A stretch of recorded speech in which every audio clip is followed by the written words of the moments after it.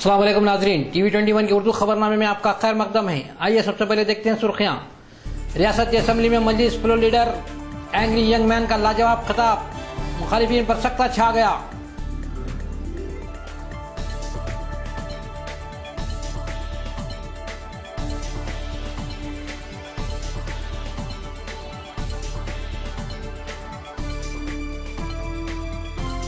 शेखपुर जलसे से बैरिस्टर असदुद्दीन अवैसी और अरकान असम्बली का खिताब।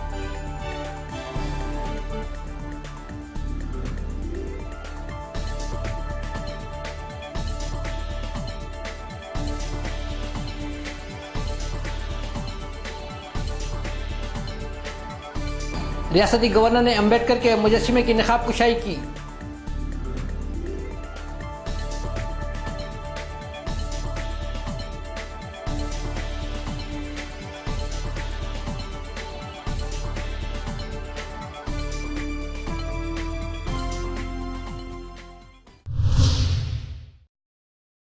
खबरें तफसील से। इत्तेहादुल मुस्लिमीन फ्लोर लीडर जनाब अकबरुद्दीन अवैसी ने ऐवान असम्बली से खिताब करते हुए निज़ाम हुकूमत के खिलाफ बोलने वाले मुखालिफिन को मुंह तोड़ जवाब दिया और तारीख के पन्ने पलटाते हुए बताया कि निज़ाम हुकूमत में क्या क्या तरक्याती काम हुए। हैदराबाद अभी तरक्की नहीं पाया, बल्कि हैदराबाद निज़ाम हुकूमत से ही तरक्की पाते आ रहा है।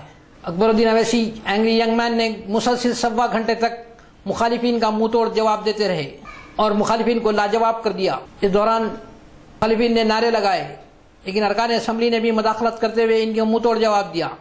About how in the women dead bodies were filled with that. Yes, sir.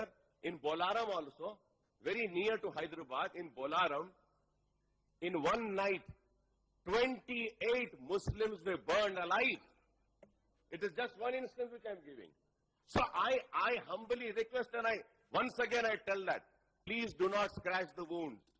What Maulana Abul Kalam Azad from your party leader said, he said in his words, police action एक ऐसा नासूर जख्म है जिसको मैं अपने साथ अपने खबर में ले जा रहा हूं। This is the wound Nizam has contributed. Sir TDP के हमारे अभी सीनियर मेंबर बोले, सर हैदराबाद में when the first thermal power came from Hussain Sagar में थर्मल का प्लांट था, सब यहां पर पावर जनरेट हुआ और 84 में वो कॉपर के वायर्स को कौन बेचे साहब? एनटी रामाराव साहब आने के बाद में कौन बेचे साहब? उस वक्त एनटी रामाराव साहब आने के बाद में उसको बेचा गया कौन? ये तेलुगु देशम की गवर्नमेंट उसको लीज आउट करी थी साहब, उसको लीज आउट करी थी। आई वुड वंस अगेन से, अगर मैं यहां पे बोल रहा हूं साहब, please do not scratch the wounds of the past. It will bleed. The bleed will hurt everybody. Yes. Do not. As of for now, we have a lot of divisions, sir. Hearts are divided, thoughts are divided, minds are divided. Everybody is divided. Do not scratch the wounds. यहाँ पे तेलुगु देशम की तरफ से भी यही बोलते हैं। बाबू साहब says, what I'm trying to say, understand. How many children you have? 2 children. Equal justice. Yes, let us go into that later. What justice? Why don't the Telugu Desam speak of what equal justice do they want for both the regions? Yes. आप जाके मोदी के साथ हाथ मिला लिए. It was this house only where the TDP leader said, I apologize to the Muslims of the state and I give my word, I will never go and shake my hands with BJP. I will never go towards BJP. Now why are you shaking your hands with Modi? Yes. And we are proud of Nizam. I would say that we are proud of Nizam. I am here very proud of Nizam and the Nizam's rule. Let us not go into that. When I am going to talk, I am going to give all the details of that, sir. అవకాశం వచ్చి చెప్తాను. దీనిపైన అవసరమైతే మీరు discuss చేయండి. సవాల్ విసురుతున్నా. ఈ ప్రాంతానికి ఏం చేశాం, రాష్ట్రానికి ఏం చేశామో అన్ని విషయాలు మాట్లాడతాం.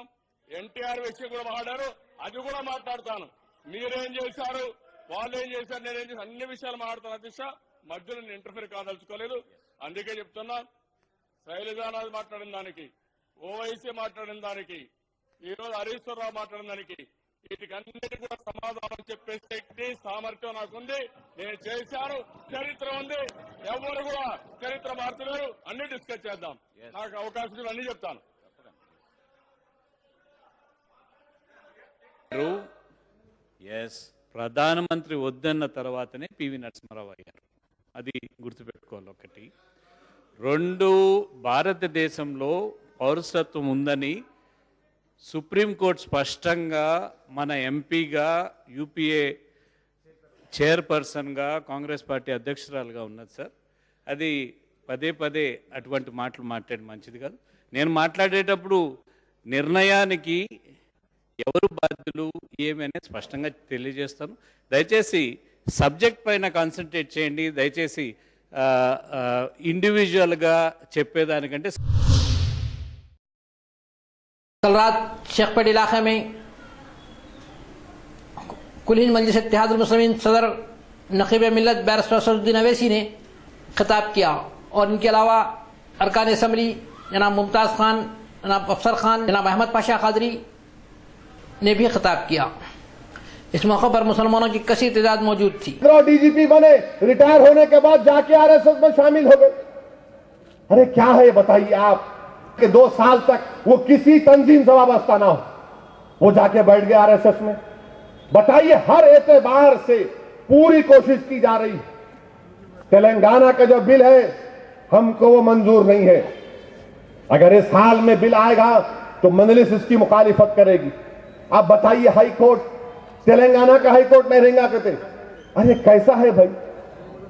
नौकरियों के वास्ते यूनियन पब्लिक सर्विस कमीशन जिम्मेदार रहेगा, तेलंगाना में पब्लिक सर्विस कमीशन नहीं बनेगा। अरे दारुल हुकूमत क्या मतलब? कॉमन कैपिटल रहेगा। अरे कैसे कॉमन कैपिटल है भाई? किसी का एक का कैपिटल रह सकता? अगर आप बोलेंगे ना ये हिंदुस्तान का कैपिटल दिल्ली है, हिंदुस्तान का कैपिटल तो कोई दूसरे मुल्क में तो नहीं हो सकता ना, कोई दूसरे स्टेट का कैपिटल दूसरे रियासत में नहीं हो सकता। तो कैसे एक रियासत का कैपिटल दारुल हुकूमत हैदराबाद में 2 का रहेगा? अरे आखिर किस्सा क्या है भाई? कौन कर रहा है फैसले ये? और फिर ये बिल में ये एक और चीज, अगर तेलंगाना बन गया तो आंध्रा का इलेक्शन हो जाएगा, तेलंगाना का असेंबली इलेक्शन नहीं होगा। या तो रिजर्वेशन की 2-3 सीटें खत्म होगी या एक में आती नहीं आती। 600 बच्चे खुदकुशी करके मर गए, कम से कम उनकी खुदकुशी को तो याद करो। उनकी खुदकुशी याद नहीं है, इनको सिर्फ देख रहे कि कब देख खुलेंगी, खाजा का लंगर है लूट के भागूंगा मैं। देख पर नजर है काली इनकी, अब खुलती देख, अब खुलती खुशबू आ रही, अब मैं बात तो बोल रहे पूरी देख को लेके भाग जाऊंगा मैं। अजीब व गरीब है ये लोग। अरे देखो तुमको क्या मिल रहा है। बगैर हैदराबाद के कौन सा तेलंगाना? क्या तेलंगाना? क्या तुम्हारी इज्जत, तुम्हारे इज्जत नफ्स तुमको इजाजत देता कि हैदराबाद पर किसी और का कब्जा हो? आप जब तेलंगाना दे रहे हैं तो हैदराबाद क्यों नहीं देते पूरा? क्या आपको इन पर भरोसा नहीं है लोगों पर? कौन सी बात है ये? क्या आपको हम पर भरोसा नहीं है कि हम यहां पर नहीं रहते हैं? अरे हम मजलिस क्या बोल रही है कि हैदराबाद सबका है। मजलिस सख्ती से कही कि सेटलर, किसी को आप सेटलर नहीं पुकार सकते, इसको कानून जुर्म बना हुआ। सब बराबर हैं, हम सब हिंदुस्तानी हैं, इस मुल्क के बाइज़्ज़त शहरी हैं, नंबर 1 के शहरी हैं, नंबर 2 के नहीं, मगर सेटलर पुकारते। सेटलर रियासती असम्बली के अहाते में आज डॉक्टर बाबा साहब अम्बेडकर के मुजस्समे की निकाब कुशाई की गई। ये रस्म रियासती गवर्नर EL नरसिम्हा के हाथों अमल में लाई गई। इस मौके पर chief minister doctor Kiran Kumar Reddy, Telugu Desam party सरबराह चंद्रबाबू नायडू के अलावा दीगर अरकान असम्बली मौजूद थे।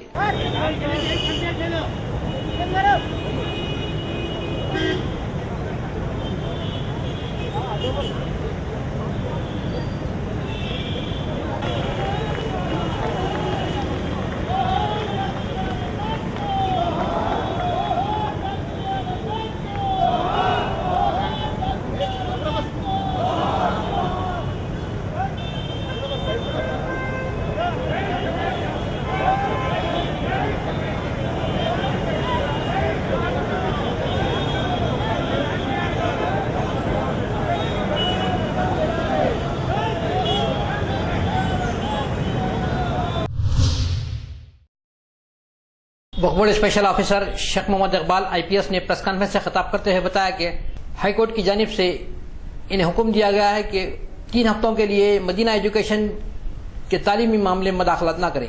इस मौके पर शेख मोहम्मद इकबाल ने मदीना एजुकेशन सोसाइटी से होने वाली आमदनी पर रोशनी डाली।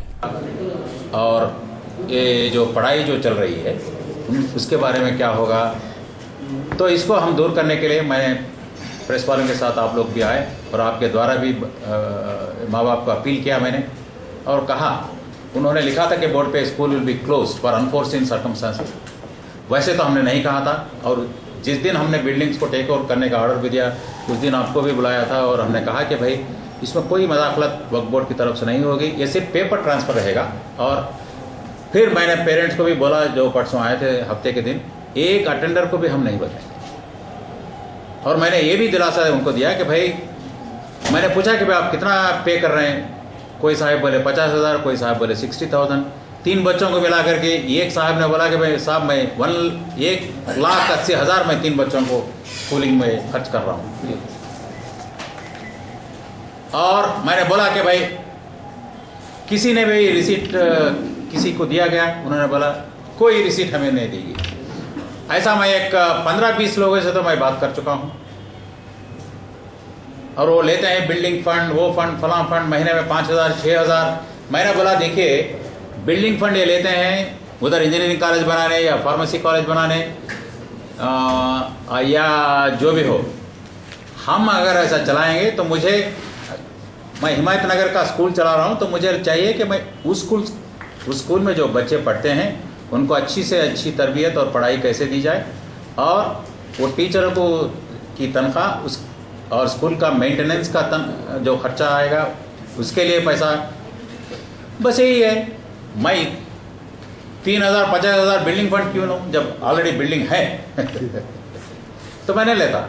मैं वही कहा हमको, भाई आप पेरेंट्स टीचर्स एक कमेटी बनाइए, आप ही चलाइए। अगर आप चाहते हैं कि भाई कोई अच्छा प्रोफेसर या कोई अच्छा एडमिनिस्ट्रेटर आपके नज़र में है तो आप ही लाइए। हमारा कोई मदाखलत उसमें वो इंस्टीट्यूशंस को, अभी तो हाई कोर्ट ऑर्डर है तो मैं ये नहीं सकता। अगर फ्यूचर में अगर हाई कोर्ट भी अगर ऑर्डर हमको देगा, हम कोशिश करेंगे कि हम हाई कोर्ट से गुजारिश करेंगे, मगर अब तो हाई कोर्ट का ऑर्डर है। अगर मुझे दिया गया, मुझे मतलब वक्त को, तो हम इसमें कोई मदाखलत नहीं करें। हम चलाएंगे उस इंस्टीट्यूशन को पेरेंट्स टीचर्स के कोऑपरेशन से, और अच्छे एडमिनिस्ट्रेटर जो अल्लाह वाले हैं, जो खुदा से डरते हैं। माइनॉरिटी राइट प्रोटेक्शन सोसाइटी के सदर मोहम्मद फरीद अहमद ने प्रेस कॉन्फ्रेंस से खिताब करते हुए हुकूमत से मुतालबा किया कि मुसलमानों को 12% तहफ़्फ़ुज़ात दिया जाए। इन्होंने कहा कि हुकूमत ने वादा किया था लेकिन इस पर कोई अमल नहीं किया। రాహుల్ గాంధీ, సోనియమ్మ, ఆ తర్వాత ఆమె వాళ్ళ అనుండే అందరూ వస్తారు. అందరూ వచ్చి ఈ ప్రజలను మోసం చేసి, అంటే ఆయనకి ఏం అనుభవం ఉంది, నేను వ్యక్తిగతంగా ఆయన అంటలేను, ఆయన పరిపాలన బాలేదు, వ్యవహారం బాలేదు, ఆయన విధానాలు బాలేవు.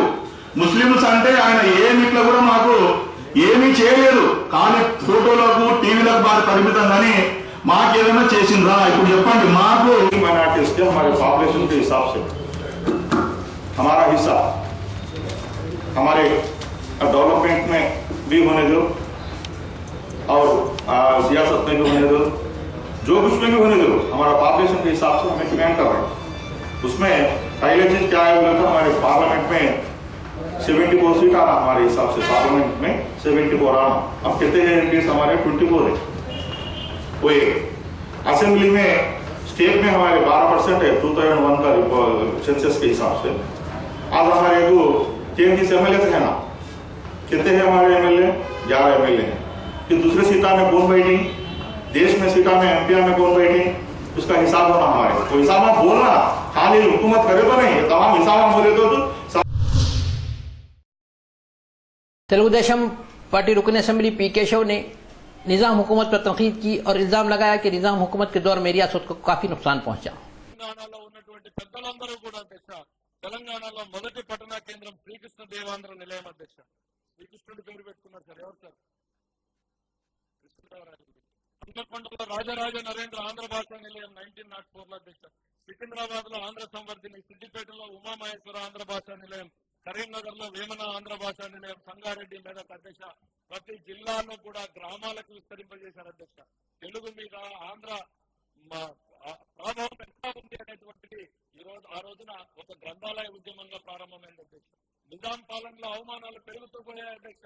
వివేకవర్ధిని ఇప్పుడు వివి కాలేజ్ అంటారు అధ్యక్ష. ఆ రోజు గ్రాడ్యుయేషన్ సెరమనీలో తెలుగులో మాట్లాడినందుకు జరిగినటువంటి అవమానాలను భరించలేక ఆ రోజున హైదరాబాద్ లో ఉన్నటువంటి పెద్దలందరూ కూడా నిర్ణయం తీసుకున్నారు అధ్యక్ష. ఆ రోజున పుట్టినటువంటిదే మన ఆంధ్ర మహాసభ ఒక సంస్థ స్థాపించబడింది అధ్యక్ష. ఈ ఆంధ్ర మహాసభ ద్వారానే తెలంగాణలో అనేక పోరాటాలు నడిపినటువంటి సంఘటన. कर्नूल के एक वफद गवर्नर से मुलाकात के लिए हैदराबाद आ रहा था कि मेहदीपट्टनम पर इन्हें रोक लिया गया। ये वफद तुंगाभद्रा में केमिकल के पानी की शिकायत करने के लिए गवर्नर से मुलाकात करना चाहता था।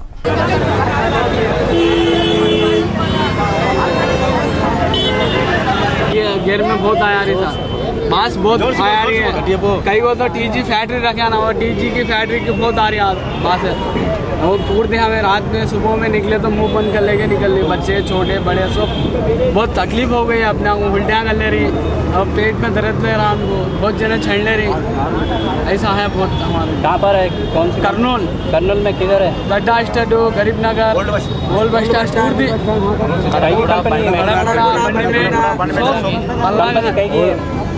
हाल गाली से साबुना बनाते हैं, साबुन बना। टीजी साबुन बनाते हैं। तो क्या प्रॉब्लम है? गैस लीक हो रहा है? गैस लीक हो रहा है कि वो क्या बना रहा है कि केमिकल बहुत थाने केमिकल नीचे पड़ता है। वो जाके बहुत बोले हमें, कमिश्नर को उसको बोले तो भी नहीं पकड़ा लिए, कलेक्टर को बोले कलेक्टर को भी नहीं पकड़ा लिया। हमें सबको पैसा देकर खरीद ले रहा हमें। अच्छा, फिर हैदराबाद को क्यों आया? हैदराबाद को सीएम साहब को बोलने के आश्चर्य है। वहाँ కర్నూలు में तो చేరుకొని మా యొక్క మొరని విన్నవిస్తాం. మాకు ఆ దుర్వాసన నుంచి కర్నూలు నగర ప్రజలకి మరి విముక్తి కలిగించి పిల్లల తల్లులు సురక్షితమైనటువంటి మంచి స్వేద తీర్చుకొని మంచి గాలిని పీల్చుకోవడానికి అక్కడ మరి కర్నూలు నగరానికి అతి సమీపంలో మరి తుంగభద్ర నది ఒడ్డు అవతల పక్కనే ఆల్కలీస్ ఫ్యాక్టరీ ఉంది. చిన్న నీటి పారుదల శాఖ మంత్రులు మరి టీజీ వెంకటేష్ గారు మరి ఆయననేమో మరి ఫ్యాక్టరీది కాదని చెప్పేసి అక్కడ కటిక వాళ్ళదని చెప్పేసి వాళ్ళపైకి నెట్టేస్తున్నాడు. ఆ యొక్క వాసనని దుర్వాసనని ఆయన యొక్క ఫ్యాక్టరీ నుంచి వచ్చేటటువంటి మరి వ్యర్థ పదార్థాలు చేరుకొని మరి ఆ वरंगल इंस्पेक्टर एस विष्णुमूर्ति ने आज प्रेस कॉन्फ्रेंस से खिताब करते हुए कहा कि ST/SC तबका से ताल्लुक रखने वाले महकमे पुलिस में 40,000 मुलाजिमीन हैं। इनके मसाइल के लिए कोई नुमाइंदगी नहीं है। इन्होंने कहा कि 22 जनवरी को बेगमपेट में एक इजलास मुनक़िद होगा और इस सिलसिले में तय किया जाएगा कि महकमे पुलिस में ST/SC तबके के लिए भी एक सोसाइटी बनाया जा सके। आंध्र प्रदेश पुलिस सर्विस में शेड्यूल्ड कास्ट और शेड्यूल्ड ट्राइब्स ऑफिसर्स का जो कॉन्स्टिट्यूशन में लिखा हुआ है, हमारा राइट्स के लिए हम ऑफिसर्स को या गवर्नमेंट को रिक्वेस्ट करने के लिए अभी तक कोई एसोसिएशन ये 7 साल से हमारे लिए लड़े नहीं हुए। आज हम ये फोर्स में है सो 22% SC और SC/ST पर्सनल्स तकरीबन 40,000 तक है। ये लोग हमारा राइट्स के लिए रिक्वेस्ट करने के लिए हम हमारा ऑर्गेनाइजेशन एक लास्ट ईयर दिसंबर में एसोसिएशन को हम स्टार्ट करें। ये एसोसिएशन अभी नाजरीन फिर एक बार देखते हैं सुर्खियां। रियासती असेंबली में मंजिस floor leader angry young man का लाजवाब खिताब, मुखालिफिन पर सख्ता छा गया।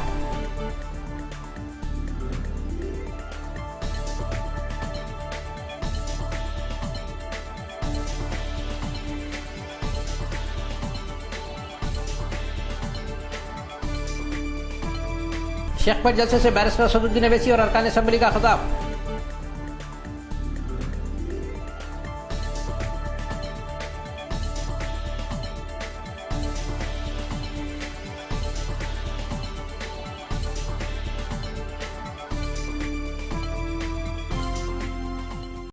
रियासती गवर्नर ने अम्बेडकर के मुजस्समे की निकाब कुशाई की।